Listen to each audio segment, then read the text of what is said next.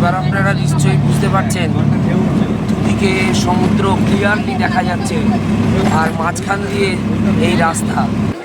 এই দেখুন, ও অদ্ভুত অদ্ভুত।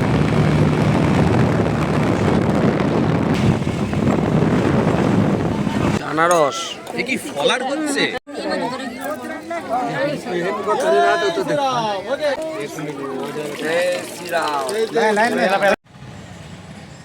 এই যে সামনে এসেছি, দেখুন সামনে এইবার বসে আছে আমাদের মাথার উপরে একদম।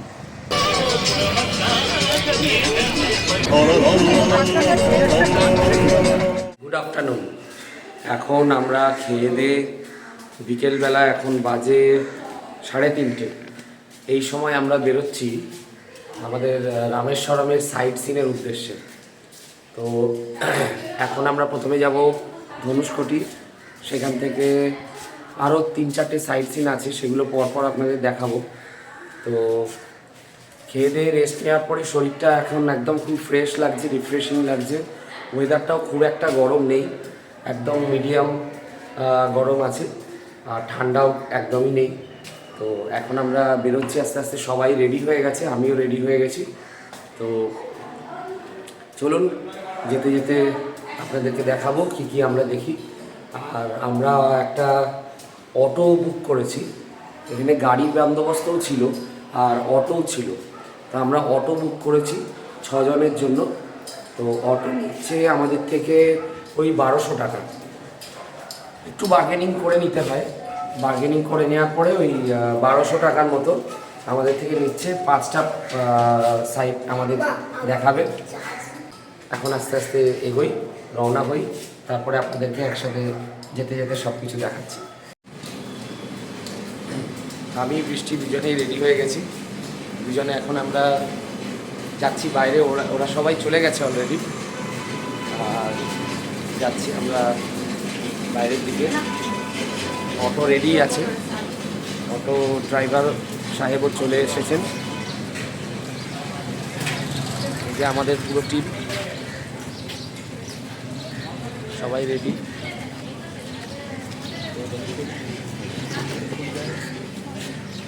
এই আমাদের হোটেল আইল্যান্ড স্টার। আর এই আমার পিছনে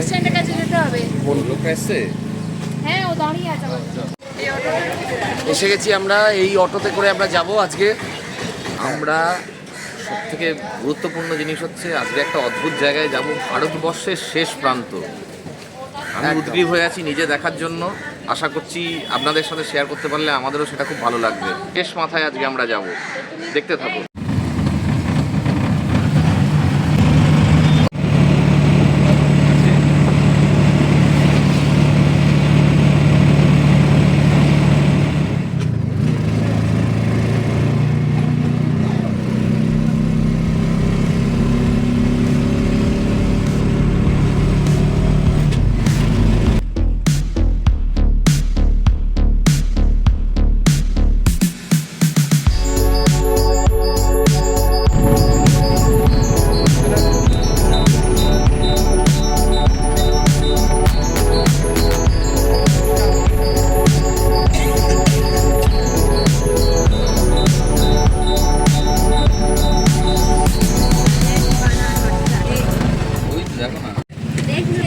সমুদ্রের জল কতটা ক্লিয়ার সেটা আপনারা দেখুন। সমুদ্রের কিছুটা তলা অবধি আমরা দেখতে পাচ্ছি, আর কমপ্লিটলি একদম নীল জল।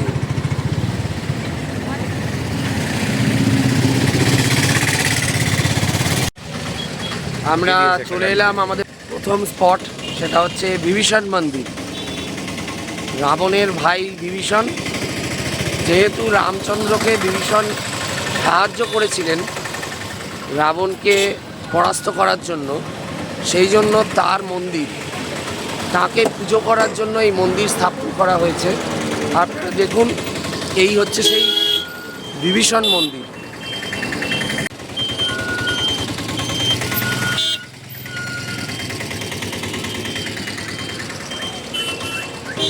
এই রাস্তা দিয়ে হেঁটে হেঁটে যেতে হবে। আমরা এদিকে পুরো সমুদ্র দেখতে পাচ্ছি।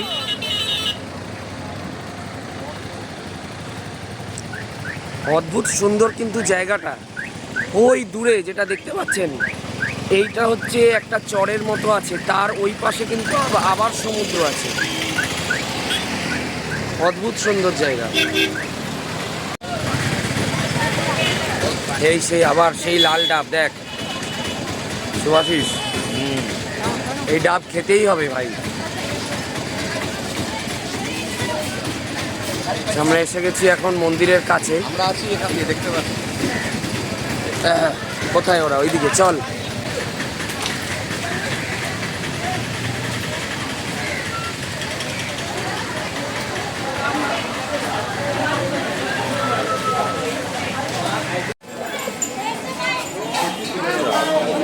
চলো।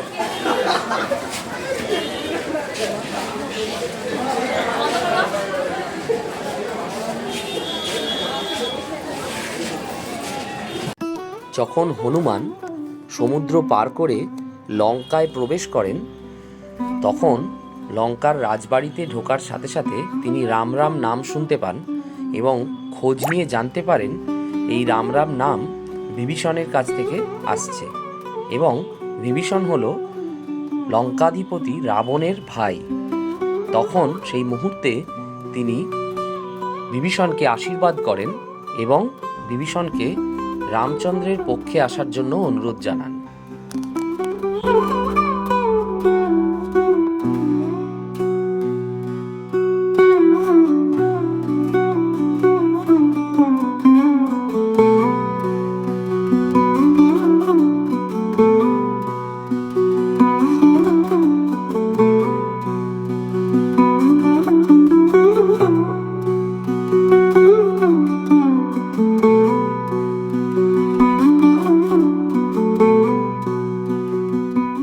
এখানে দূরবীন রাখা হয়েছে দূরে রাম সেতু দেখার জন্য।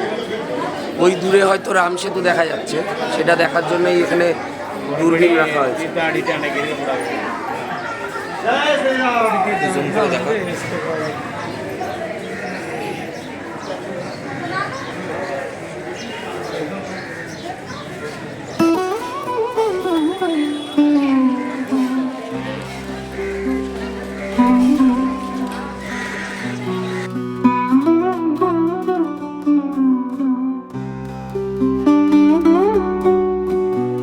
এখন আমরা যেটা দেখতে যাচ্ছি সেটা হলো ফ্লোটিং পাথর, ফ্লোটিং মার্বেল, মানে যেই মার্বেলের ওপরে রামচন্দ্রের নাম লিখে সমুদ্রে ভাসানো হয়েছিল এবং সেই পাথর সমুদ্রের জলে ভাসত। সেই পাথর এখনও বিরাজমান, আপনারা দেখতে পাবেন এখনই সেই পাথর, যেটা পাথরের মতোই ওজন, পাথরের মতোই দেখতে, কিন্তু জলে ডোবে না, সেটা জলে ভাসছে। একের পর এক এই পাথর জড়ো করেই হ্যাঁ। ধীরে ধীরে ধীরে ধীরে তৈরি হয়েছিল সেই রাম সেতু। দেখুন সামনে দেখা যাচ্ছে সেই ফ্লোটিং পাথরের স্পট, যেখানে সবাই দেখছে একে একে।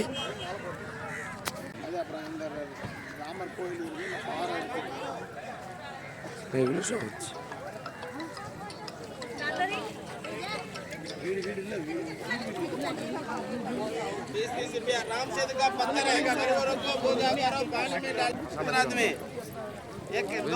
এখানে 20 টাকা করে লাগবে এই পাথর দেখার জন্য, 20 টাকা করে ওরা চার্জ নিচ্ছে। এই 20 টাকা করে দিয়ে আমাদের দেখতে হবে এই ফ্লোটিং মার্বেল। চলুন দেখা যাক কীরকম ফ্লোটিং মার্বেল জলে ভাসে। অবশ্যই হাতে নিয়ে দেখব। এইভাবেই রামচন্দ্রের নাম লিখে জলে ভাসানো হয়েছিল এই ফ্লোটিং মার্বেল, সেটাই আমরা দেখব আজকে। এখানে টাকা নেওয়া হচ্ছে 20 টাকা করে।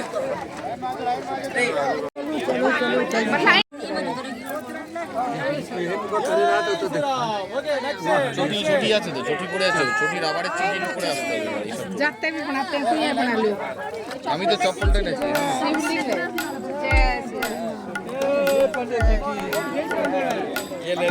ফোন পড়ে যেতে পারে।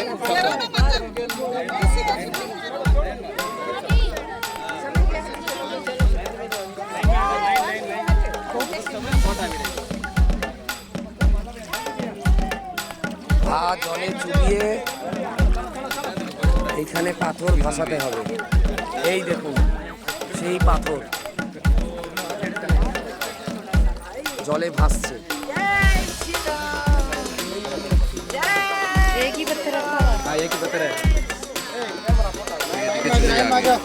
জলদি জলদি জলদি করো। বৃষ্টি করো, বৃষ্টি হাত দিয়ে, না না বৃষ্টি হাত দিয়ে তোলো। জলদি মাতাজি তুমি তোলো, তুমি তোলো, তুমি তোলো। না হাই ওকে छोड़ दो।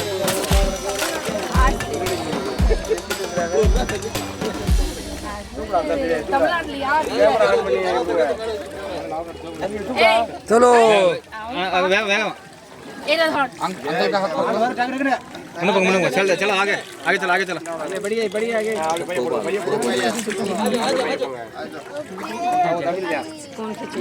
मैं खींचे। अभी नहीं आपका ना।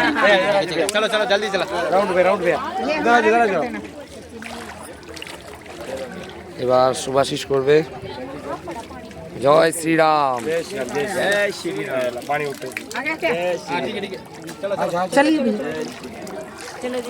এবার আমারটা তোল। ওদিকে যাও ওদিকে যাও। জয় শ্রীরাম। चलो चलो चलो चलो जल्दी खींचो। बंद करो टाइम আছে। অতি অদ্ভুত এক এক্সপিরিয়েন্স। মানে এক ধরনের কোরালের মতো, পাথরটা এক ধরনের কোরাল। মানে আপনি যদি ভাবেন যে নর্মাল একটা মার্বেল যেরকম হয় ওরকম ঠিক ব্যাপারটা নয়, কিন্তু শেপটা পাথরের মতো, পাথরের মতোই শক্ত, পাথরের মতোই, পাথরের থেকে একটু হালকা। যেটা আমি ভেবেছিলাম যে পাথরের মতো ওজন হবে, পাথরের মতো ওজন কিন্তু নয়, তাই না? এটা অ্যাকচুয়ালি একটা প্রবাল খণ্ড এবং হতে পারে সেই সময় ভাসমান পাথর হিসেবে এটাকেই ধরা হয়েছিল এবং এই প্রবাল জোগাড় করে করেই সমুদ্রে ভাসিয়ে ভাসিয়ে সেই সেতু তৈরি হয়েছিল। এটা একটা ব্যাখ্যা হতে পারে, একদম সেটা আমরা ঐতিহাসিক অনুমান সাপেক্ষ। একদম। এই সমুদ্রের ধারে এসে আমাদের কিন্তু একটা অদ্ভুত জিনিস মনে হচ্ছে, সেই ঠিক যেরকম আপনারা সত্যজিৎ রায়ের গুপি গাইন বাঘাবাইন বা হীরক রাজার দেশেতে দেখেছিলেন কি আনন্দ আকাশে বাতাসে, ঠিক সেই গুপি গাইনের মতো আমরা দুই বন্ধু বেরিয়ে পড়েছি এবং সেই অদ্ভুত রোমাঞ্চ আমাদের মধ্যে কাজ করছে। যেখানেই যাচ্ছি মনে হচ্ছে যেন মুক্ত দিগন্তে আমরা চলে এসেছি। ভারতবর্ষের শেষ প্রান্তে আপনারা দেখতেই পাচ্ছেন এইখানে এই রাম সেতুর একটা ভারতবর্ষের শেষ প্রান্ত অবশ্যই, কিন্তু সেটা ভারতবর্ষের শেষ প্রান্ত বলা হয় কন্যাকুমারীকে। হ্যাঁ। আপনারা বা আমরা এইটাকে, এই রামেশ্বরমকে বা এই ধনুষ্কোটি যেটা জায়গাটা, এইটাকে বলতে পারি এই দিককার শেষ প্রান্ত। হ্যাঁ হ্যাঁ অবশ্যই ভারতবর্ষের এই দিককার এই শেষ দিককার প্রান্ত। শেষ প্রান্ত। হ্যাঁ।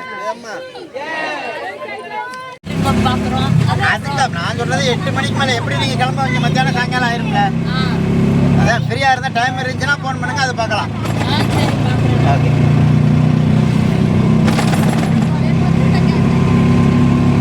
আমার বউ তামিল ভাষায় কথা বলছে ড্রাইভার সাহেবের সাথে।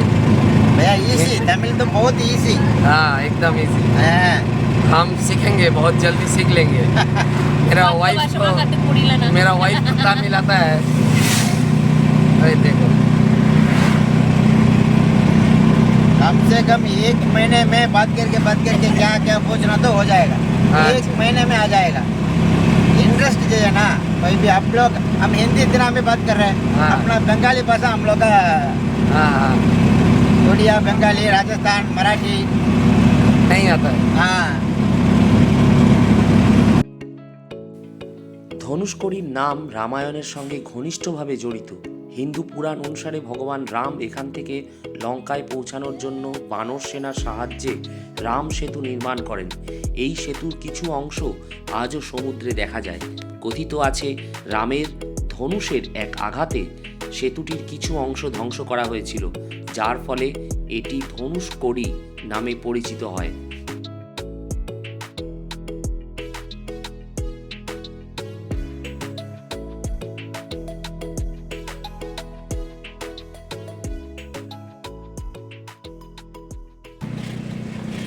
এই হলো সেই গ্রাম যার নাম ধনুষ্কোটি।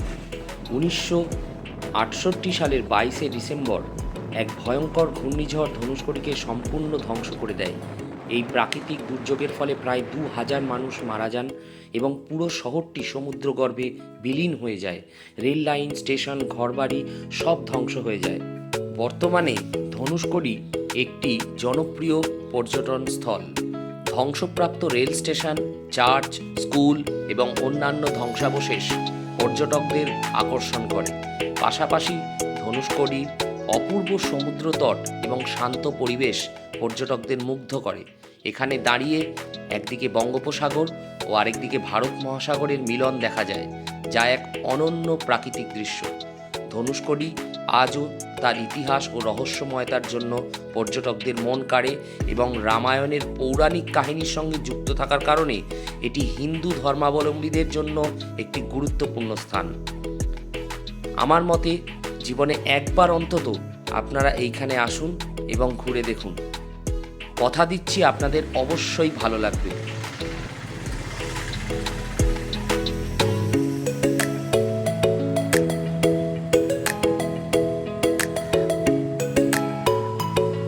অদ্ভুত সুন্দর লাগছে, অদ্ভুত একটা অনুভূতি, এটা বলে প্রকাশ করা যাবে না। মানে আপনি যখন দেখবেন আপনার গাড়ি, আপনি চলেছেন রাস্তা দিয়ে, আর রাস্তার দুই পাশে অদূর সমুদ্র, যার কোনো তীর নেই, দুদিকেই সেই সমুদ্র, অথচ মাঝখান দিয়ে আপনি ছুটে চলেছেন দিগন্তের পর দিগন্ত। অদ্ভুত দৃশ্য, অদ্ভুত সুন্দর লাগবে। জীবনে অবশ্যই একবার আসবেন। আমি এসে গেছি ষোলক বেলাতে আমাদের বাকেট লিস্টের মধ্যে। এই যে আমার বাবা, এই যে ওর মা, এই যে জেঠু, যাকে বলা হতো। এখানে আবার দেখতে পাচ্ছেন অনেকেই চান করছে সমুদ্রে। মানে জল কিন্তু খুব ক্লিন, একদম নীল জল। এইদিকে হচ্ছে বে অফ বেঙ্গল, আর এইদিকে হচ্ছে ইন্ডিয়ান ওশান, মানে ভারত মহাসাগর। দুটি সমুদ্র দুদিকে, আর আমরা দাঁড়িয়ে আছি তার মাঝখানে। এসে পৌঁছে গেলাম দেখো সেই বিখ্যাত জায়গা রাম সেতু। আপনারা দেখতে পাচ্ছেন অনেক গাড়ি এসেছে, অনেক পাবলিক এসেছে। আমরা আস্তে আস্তে এগিয়ে যাব সেই রাম সেতুর একদম ফ্রন্টে, একদম সামনে। রাস্তার দুই দিকে দুটো সমুদ্র আলাদা আলাদা। বন্ধুরা, আমরা একটা অদ্ভুত পজিশনে এসে দাঁড়িয়ে আছি, একটা অদ্ভুত স্থান। এটা ভালো করে লক্ষ্য করুন। আমাদের বাঁদিকে হচ্ছে বঙ্গোপসাগর এবং ডান দিকে হচ্ছে ভারত মহাসাগর। এই দুই সাগরের সংযোগস্থল ধনুষকোডিতে আমরা দাঁড়িয়ে রয়েছি। খুব ভালো করে আমরা চেষ্টা করছি আপনাদের দেখাবার যে দুটো সমুদ্রের কিন্তু দুরকম জলের রং। একটা একটু সবুজ ভাব রয়েছে জলে, আর একটা জলের মধ্যে একটু নীলচে ভাব আছে। এই দুরকম জল গিয়ে রাম সেতু ঠিক মুখে ধনুষকোডির পরে এই দুটো রং একসাথে মিশছে, দুটো সমুদ্র একসাথে মিশে যাচ্ছে, মিলনস্থল।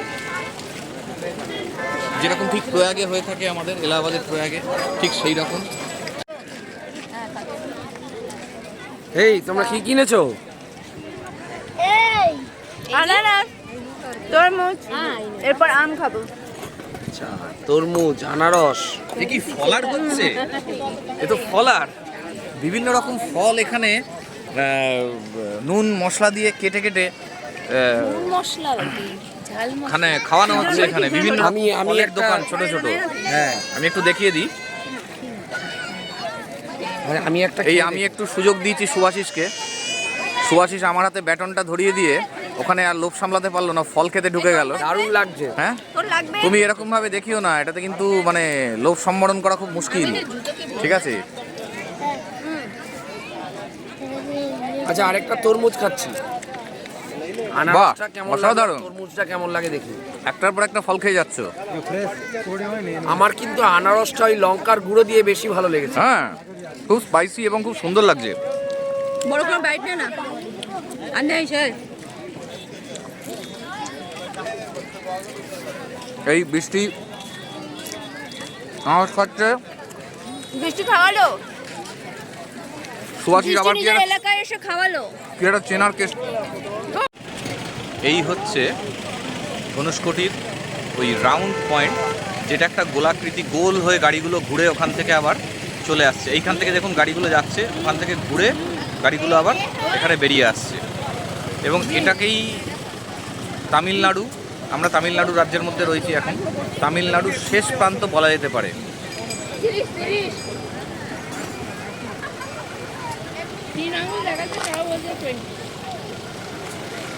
প্রচুর মানুষ এসছেন, প্রচুর। এখন ডিসেম্বর মাস, ঘোরা বেড়ানোর আদর্শ সময়, আবহাওয়া পরিস্থিতিও অনুকূলে। আমরা যখন এখান থেকে কলকাতা থেকে যাত্রা শুরু করেছিলাম, আমরা তখন খুব আশঙ্কায় ছিলাম, কারণ এইদিকে একটা নিম্নচাপের আশঙ্কা হয়েছিল, কিন্তু সেই নিম্নচাপ এখন কেটে গেছে এবং যথারীতি ঝলমলে, রোদ ঝলমলে একটি দিন আপনারা দেখতেই পাচ্ছেন, রোদের তেজ।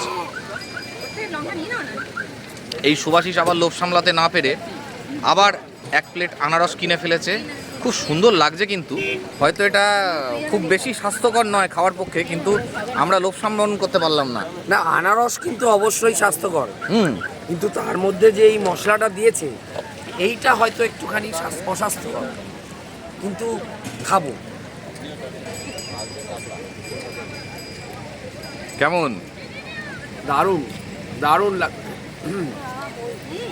এই মশলাটা একটা আলাদাই মশলা। এই মশলাটা কিন্তু নর্মাল নয়, এটা কিন্তু হোমমেড, এদের ঘরে এই মশলাটা এরা বানায়। মানে আমরা যেটাকে লঙ্কা গুঁড়ো ভেবে ভুল করছি, সেটা অ্যাকচুয়ালি নয়। না, এবং তার জন্য টেস্টটাও ডিফারেন্স, কিন্তু ঝাল লাগছে না, কিন্তু একটা অদ্ভুত স্পাইসি তুই একটা খেয়ে দেখ, একটা ইয়ে হচ্ছে। তুই একটা খেয়ে দেখ। দেখে আমি একটু দর্শক বন্ধুদের একটু দেখাই। বাহ, দেখে অত্যন্ত লোভনীয়।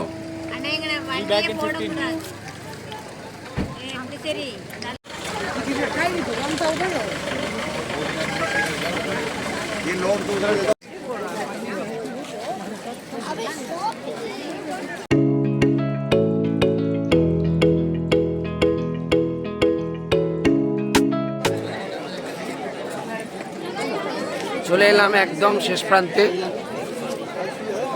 বৃষ্টি এখানে ওঠার চেষ্টা করছে, যা উঠে গেছে।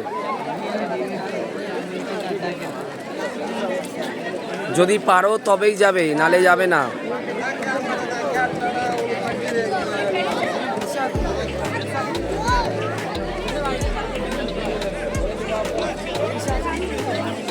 এই হচ্ছে এই দিককার ভারতবর্ষের শেষ প্রান্ত, যেখানে আমি দাঁড়িয়ে আছি। আর এই দিকে সোজা আছে শ্রীলঙ্কা। যদিও এটা খালি চোখে দেখা সম্ভব নয় বা ক্যামেরাতে সম্ভব নয়, কিছুটা আমি দেখতে পাচ্ছি, হালকা একটা দ্বীপের মতো।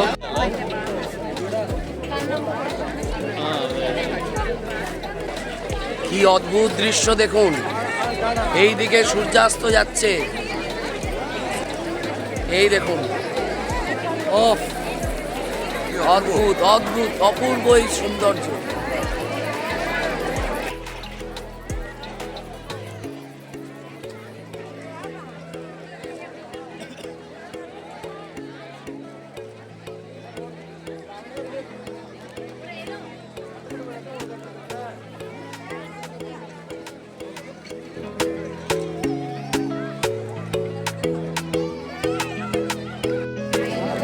হাঁটছি আমরা ভারতবর্ষের এই দিককার শেষ প্রান্ত দিয়ে।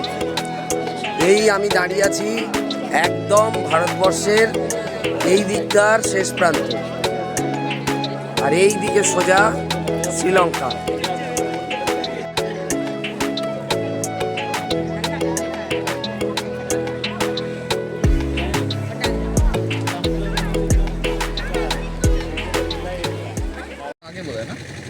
এখন আমরা এসে পৌঁছলাম ধনুষ্কটিতে। এই যে আপনারা দেখতে পাচ্ছেন, এই জায়গাটা সমুদ্রের তলায় চলে গেছে। এই যে আপনারা দেখতে পাচ্ছেন সামনে যে স্তম্ভটা, এইটা ছিল রেলওয়ে স্টেশন। এই রেলওয়ে স্টেশনটা এখন ভগ্নাবশেষ। সমুদ্রের জল পিছিয়ে গেছে, কিন্তু এই ভগ্নাবশেষ রয়ে গেছে। দেখুন কি সাংঘাতিক পরিমাণে ঢেউ এলে এই রকম পরিস্থিতির তৈরি হয়। সেইখানে আমরা এদিক দিয়ে যাব। এখানে আরেকটা জিনিসও আছে, শ্রীরামচন্দ্রের পদছাপ এইখানে আছে, সেই পদছাপের একটি মন্দিরও এখানে আছে। সেই মন্দিরটি আমরা দেখব এখন। দেখুন এই মানে কি সাংঘাতিক পরিমাণে সুনামি এলে এই রকম পরিস্থিতি তৈরি হয়।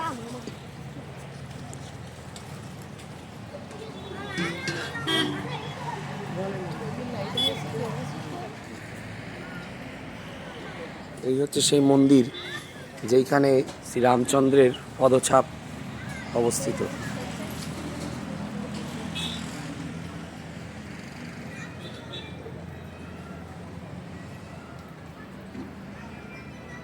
যদিও ফটোগ্রাফি প্রহিবিটেড, তাই জন্য আমি আর আপনাদের দেখাতে পারবো না।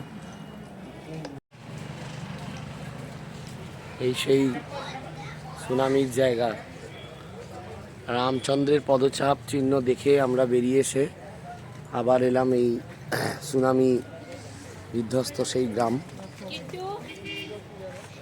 এখন একটু সন্ধে হয়ে এসেছে, কিন্তু ভাবুন এক সময় এখানে কত লোক বসবাস করত।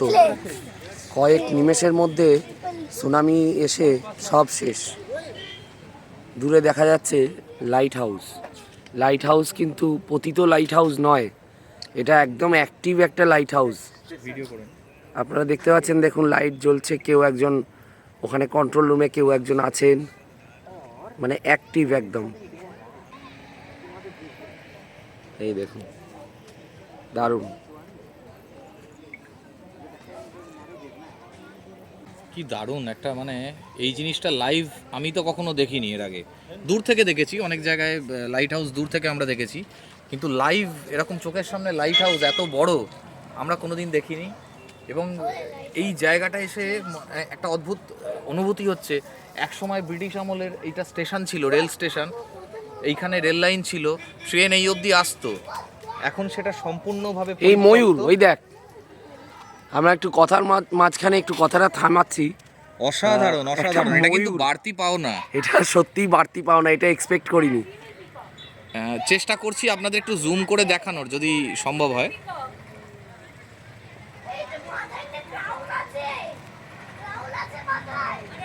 অপূর্ব অপূর্ব।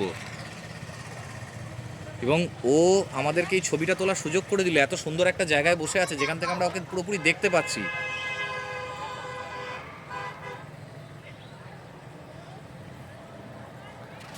দারুণ লাগছে সন্ধেবেলা। আপনারা দেখতে পাচ্ছেন, একবার আকাশের কালারটা একবার দেখুন। মানে একটা বন্যা, একটা সুনামি বিধ্বস্ত গ্রাম, তার মধ্যে একটা পরিত্যক্ত একটা স্টেশন, চারদিক এরকম নির্ঝুম অন্ধকার, আর হঠাৎ করে আমরা কথা বলতে বলতে আমাদের চোখের সামনে এসে বসলো একটা ময়ূর। মানে এটা সত্যিই একটা বাড়তি পাওনা। এই যে সামনে এসেছি, দেখুন সামনে এইবার বসে আছে আমাদের মাথার উপরে একদম। এই যে কেকার ধ্বনি যদি দিত একটু, তাহলে জানি আরো ভালো হতো। যাই হোক, ওকে এখন বিরক্ত করা, ওকে এখন বিরক্ত করা উচিত না। ওর বোধহয় এখন ভারতের শোয়ার শেষ টাইম। প্রান্তে এসে আমাদের ভারতের জাতীয় পাখির দর্শন হলো একদম। এটা চলুন এবার ওকে বিরক্ত না করে আস্তে আস্তে এগিয়ে যাওয়া যাক। হ্যাঁ, ও থাকুক ওর জায়গায়, আমরা এগিয়ে চলি। রামেশ্বরমের লোকাল সাইট সিন কমপ্লিট করে আমরা এগিয়ে চললাম আমাদের হোটেলের দিকে, কারণ আমাদের পরের দিন সকালে বেরোতে হবে একটা নতুন জায়গার উদ্দেশ্যে। আপনারা খুব তাড়াতাড়ি দেখতে পারবেন সেই পর্ব। আমরা আসছি আবার একটা নতুন পর্ব নিয়ে খুব তাড়াতাড়ি। সঙ্গে থাকুন আর দেখতে থাকুন আমাদের বাকেট লিস্ট।